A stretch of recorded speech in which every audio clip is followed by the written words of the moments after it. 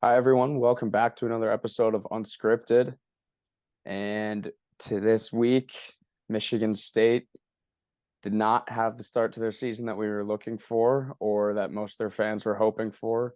Going 1-1 on the week, dropping a game to James Madison and taking down Southern Indiana. So I think we're going to start with some of the notes from the James Madison game. Um, I I have some stuff. Uh, so yeah, I mean, obviously the biggest piece I thought from that game was Spartan shot 1 of 20 from three. They shot, I think it was 36% or 63%, excuse me, from the free throw line. It's just hard to win a basketball game when you do that. Yeah, I mean, got to put the ball in the basket. That's the name of the game. I think, foul shooting wasn't great either. I think they finished at 62%, but starting the game off 2 of 10, and then getting down early is this just not a formula for success. But yeah, I mean, starting the game, 1 of 20 from three. And then the starters, I mean, outside of Tyson Walker, there was no really production.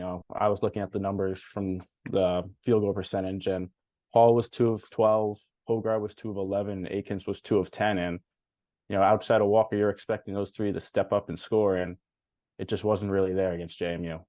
Yeah, I thought that was another one of the bigger things that I took away was the offense seemed extremely one-dimensional.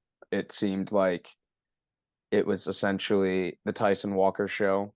And I think there's moments where that works and times within the game where going to have just one guy take over the entire offense can work.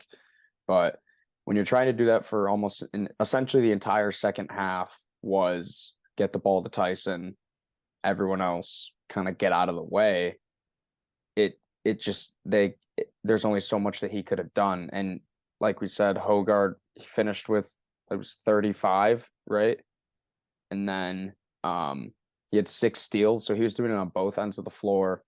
Yeah, I just thought the starters did not didn't produce enough. I thought um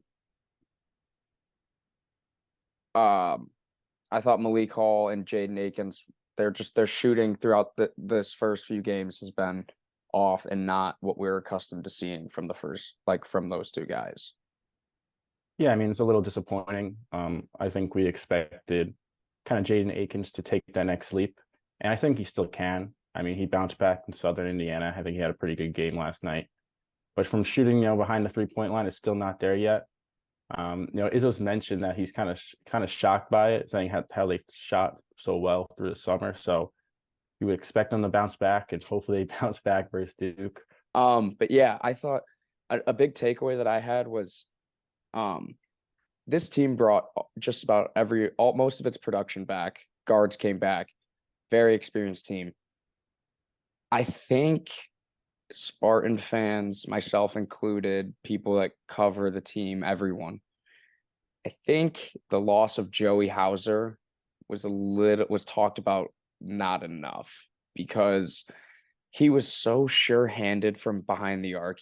His ability to stretch the floor and his offensive game as a whole was so vital to the success that Michigan State had last season in the postseason.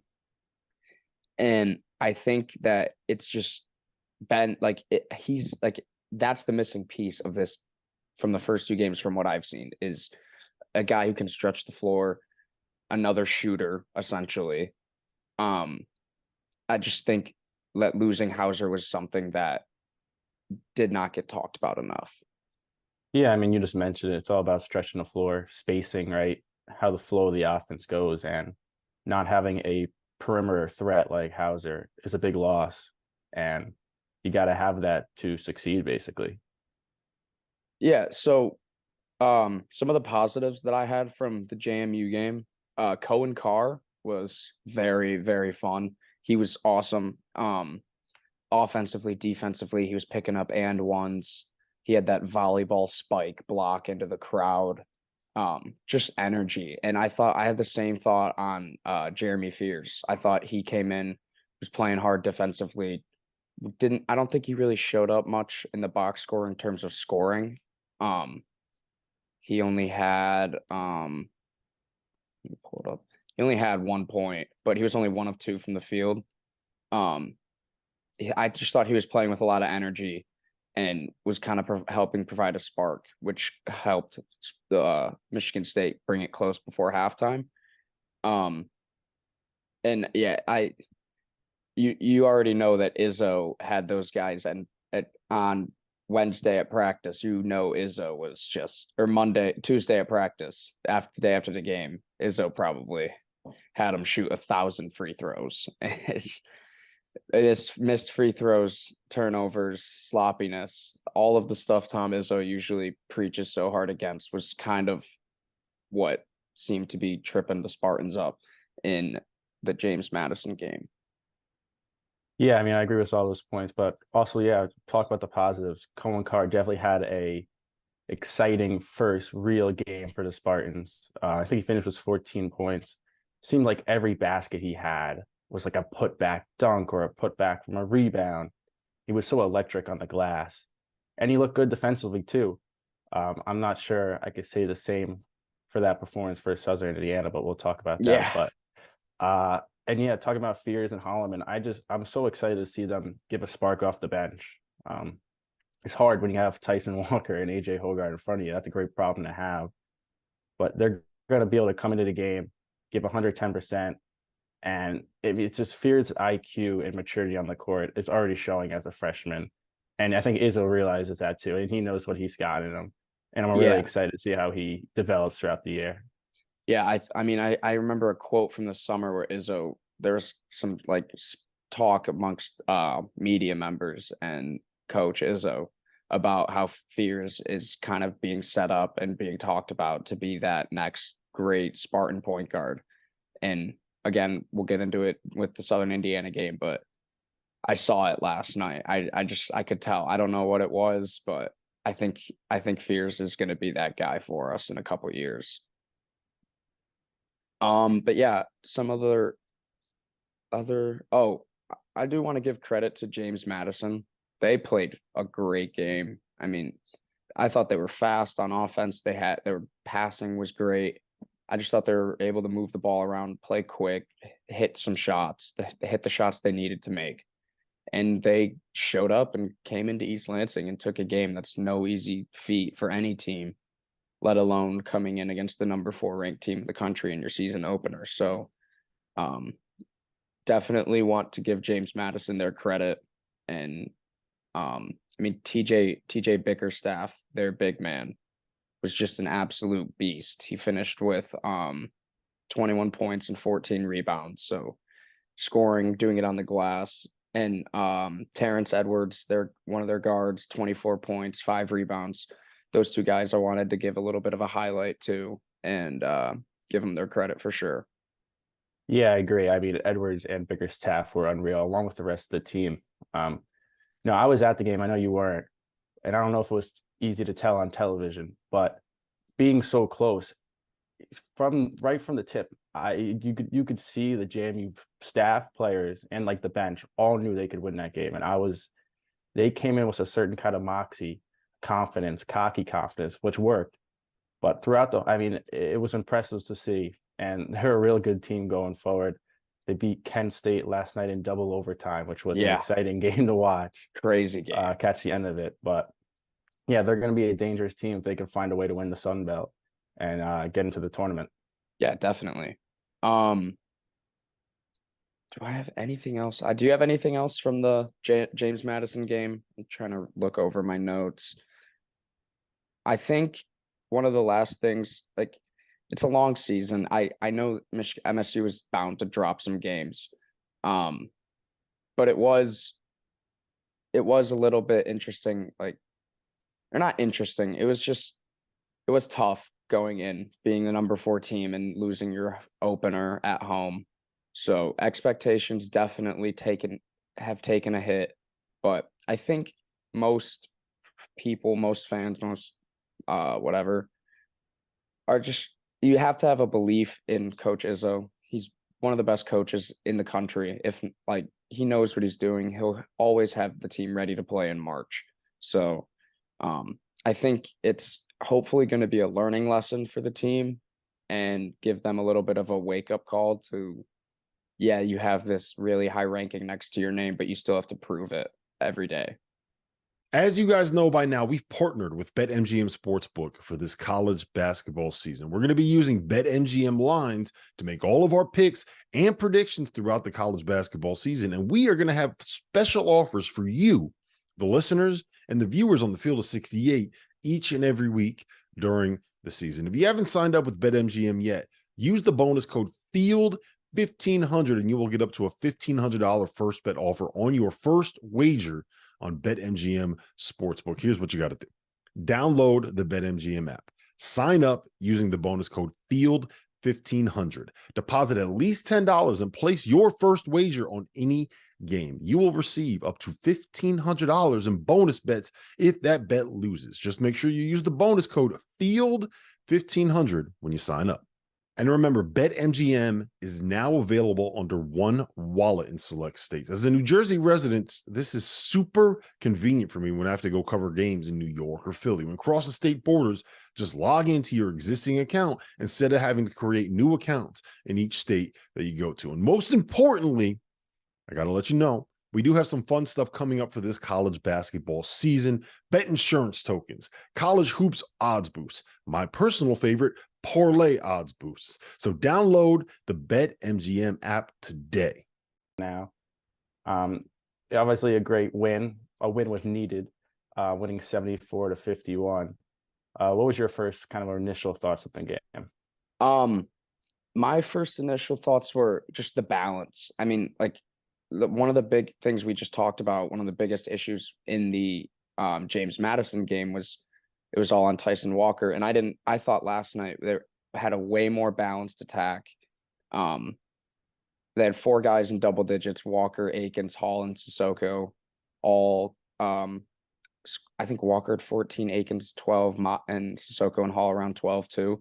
But they all like were a lot more balanced. The shooting was still not good, which again is I there's no way it just doesn't get better. There's just no way they continue to shoot this bad. I refuse to believe that. Sissoko I thought looked pretty good. He had a double double, so that I just thought that was good to see. Yeah, what were your thoughts? What were you first initial reaction? Yeah, I mean, it was a bounce back performance in a way. I still think there's a lot of work to be done, but Hall bounced back, was 12 points, 3 of 6 from the field. I think Madi had a really good game, like you said, a double double. He looked physical. He looked on the attacking side, right? When you need that Madi, that's going to be aggressive. The one we saw versus Gonzaga and Kentucky last year at the start of the game. That's the Madi you need every game. But yeah, I mean, the balance. I mean, Tyson Walker only scoring 14 points, 6 of 7 from the field, I think is the beauty of that, right? Yeah. Not giving him an workload, so he could just let the game come to him. I think is really important. AJ had his struggles here or there again. He's definitely going to continue to work that out, find his way in the offense, as it's not easy, right?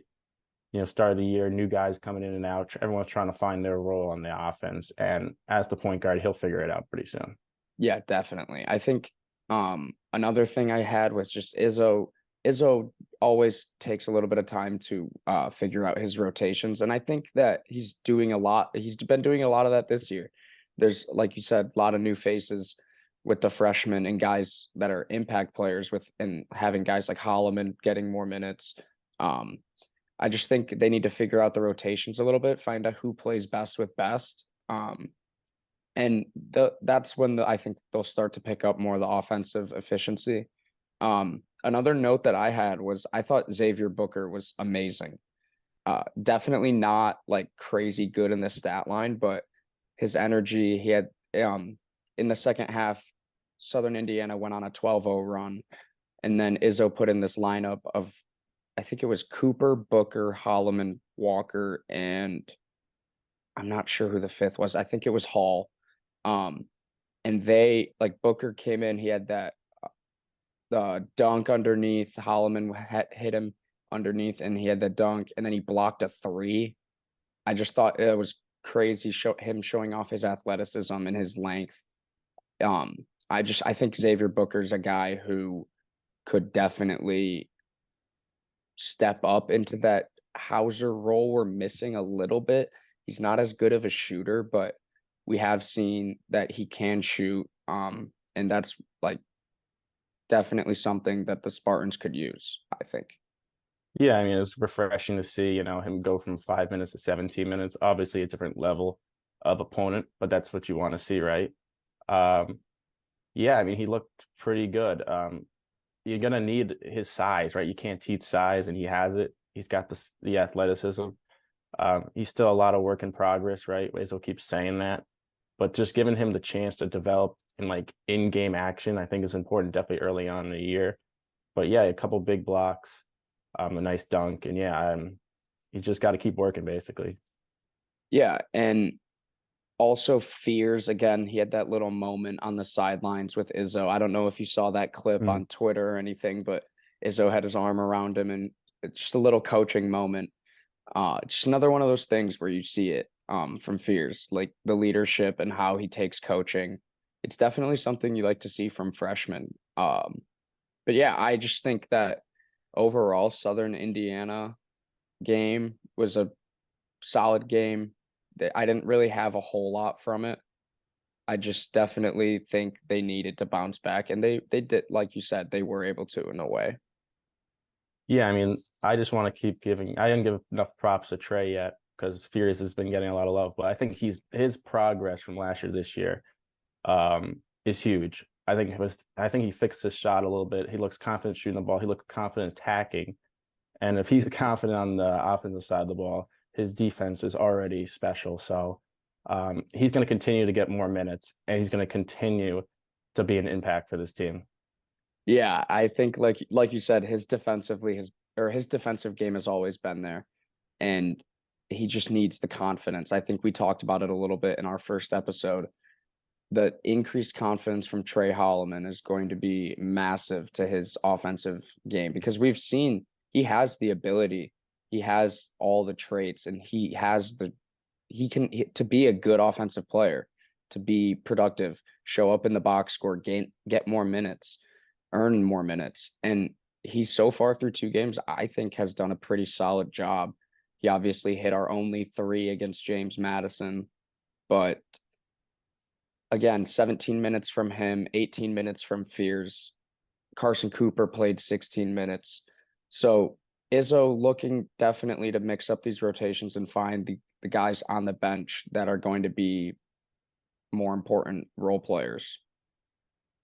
Yeah, I mean, it seems like everyone kind of bounced back, but I don't know, not Cohen Carr, I think, had his first kind of welcome to college moment. I think everything's been a high so far, versus Tennessee the highlights versus JMU the highlights, and I think kind of hit him yesterday. He didn't look all there. Maybe I don't know what it was. I think Izzo said it after the game about his defense, but it happens. I guess people have off games, but it's definitely something to watch, right? We're playing Duke coming up. You got 5-star athletes. You got some of the best players in the country. So yeah, everyone's got to bring their A game for that one. Yeah, the Duke, we can get into it if you want to. Do you want to do our preview for Duke? I'm for it. Let's All go. right. So, yeah, Tuesday night, this upcoming Tuesday, Michigan State and Duke will be playing in the Champions Classic in Chicago. Massive, massive game, massive implications. I think it's really after the loss to JMU and MSU kind of being in this spot of not trying to figure out who they are as a team, really. It's going to be a big time test. And like you said, Duke talent all over the floor, one of the best teams in the country, preseason ranked number 2. They're led by their for all American preseason first team All American big man Kyle Filipowski. I wrote down he in their first game he went for 25 and 7. He's an animal. He can score it, rebound, defense. He one of the best players in the country. What are your initial thoughts on Duke? Yeah, I mean, you said it right there. Filipowski is probably one of the toughest matchups in the country. Coming in listed at 7 foot tall. Uh, Yeah, I mean, he's a matchup problem all over the floor because he could step out and shoot it. He could take it right by you. He could post you up. So I think that's gonna be a really important thing and for this team is what's the matchup with him? You know, I keep thinking Hall, it's got to be Hall because it's tough because the size is not there, but it's the speed that worries me and the ability to go by guys. I I think there might be a guy who could match up against him well. Xavier Booker, he doesn't have maybe the beef on him, the muscle that you want, but like he's got the length, the height to match him, the athleticism, but that's a lot asking a freshman to go guard one of the best players in the country on a national stage. But yeah, another Duke, they're also led by senior point guard Jeremy Roach. He's been there for a while. A guy who's really gotten better every single year that he's been at Duke. I've watched him play plenty of times, and I've seen him progress throughout his years at Duke, and his offensive game has really continued to get better every year. His shooting, his playmaking, ability to drive the ball. Um, Roach averaged 13 last year. And then, yeah, Duke's got some other pieces coming back. Ryan Young, Tyrese Proctor, lot of talent on Duke. Yeah, I mean Tyrese Proctor is one of the names for me to watch this year. You know, he's basically a projected lottery pick. Could have probably been in the draft last year. Decided to come back. He's going to be a really tough matchup. I would assume Akins or Hogard takes him, but yeah, he's an electric guard. And then bringing in a freshman class was guards like Jared McCain and Foster, Caleb Foster. Mm-hmm. Yeah, it's going to be a really interesting show. Freshman on freshman, we see if we get that chance. And just Filipowski, Tyson Walker. It's got some of the best names in college basketball, so it'll be a fun night. Yeah, I'm really looking forward to that one. I mean,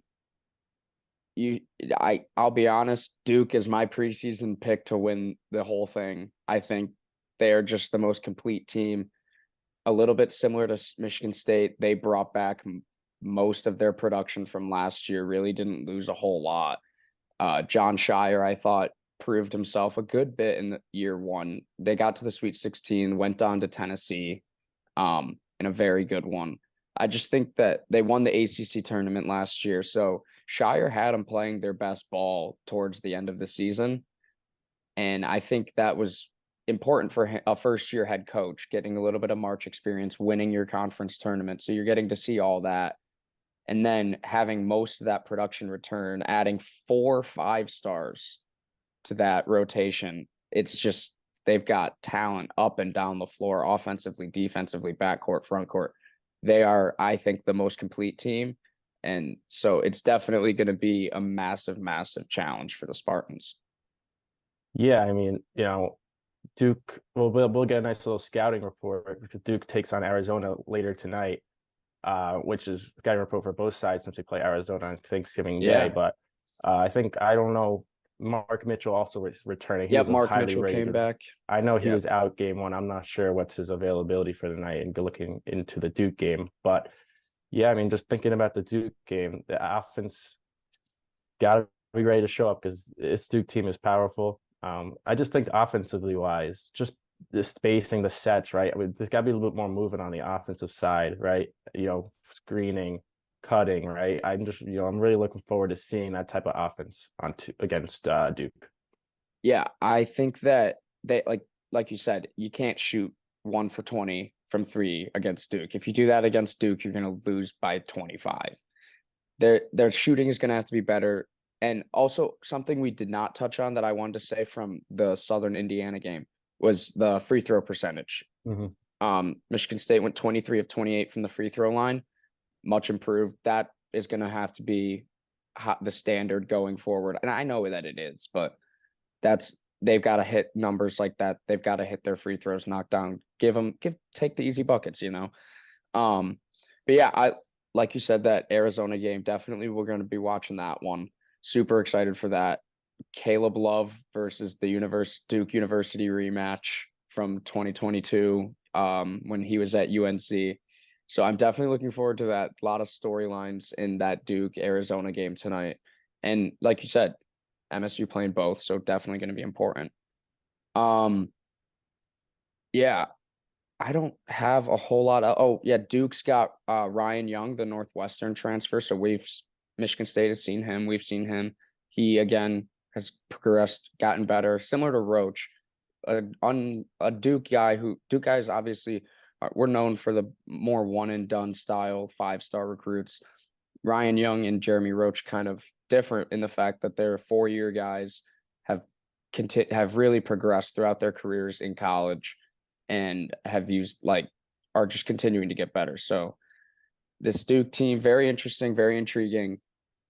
It should be a big time night in Chicago on Tuesday. Yeah, it'll be exciting to watch for sure. A lot of things to watch for. But yeah, I'm just really looking forward to this team challenging Duke, right? Getting back to where they were supposed to be preseason and finding that form. Yeah, so I don't have a whole lot else. Do you have anything else to touch on? I don't think so. I think we covered a lot of it. Yeah, I think we got most of it. I think James Madison, Southern Indiana.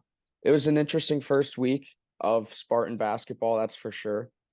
I think that like you said, a lot of stuff to clean up, a lot of stuff to get better, but it's a long season and the Spartans have one of the greatest coaches of all time, winningest Big Ten head coach of all time in their corner. He's going to get them ready. They're going to be just fine. But the shooting is a little bit of a concern. We'll be continuing to look out for that. And yeah, we're ready for Duke, getting ready to face the Blue Devils in Chicago. Um, Also, the Champions Classic is just it's one of the best events every year. I'm so thankful that State plays in that every year because it's just such a fun game. Getting to play either Kansas, Kentucky, or Duke every year with the rotating schedule and having it. Sometimes they have it in New York or Chicago, but it's always such a big stage. And they do the CFP rankings reveal there. I just think it's a very, very special night for college basketball fans and one that I'm really looking forward to this year, especially. Yeah, I mean, when you get to play against, like you said, Duke, Kentucky, Kansas to start the year, right? It's kind of a kickoff for college basketball. I'm excited to watch the Kansas Kentucky game afterward, right? Hunter Dickinson transfers to Kansas. Kentucky brings in a super young and talented freshman class with DJ Wagner and Dillingham. And so that'll be a fun game to watch after our hopefully win. Yeah, But yeah, I mean it's a special event and it's a blessing to have MSU in it. definitely. So I think our plan is probably going to be to come back Tuesday night, record post game, and try and get that out for you guys. Again, follow us on Twitter at unscriptedpod68. Um, and then follow Johnny at pull it up at Johnny Noone 23. Follow me at Jake_Myers 0 on Twitter. But yeah, I don't really have anything else. Johnny, anything else? No, just really looking forward to that Tuesday night against Duke. Yeah, definitely going to be a fun one. Very important, big one. So thank you all. Thank you guys for listening. We'll be back next week. We'll do definitely maybe 2 episodes next week. I won't get ahead of myself. I won't say anything and I won't leave out any empty promises. Anyways, thank you guys for listening. And we'll be back more with later next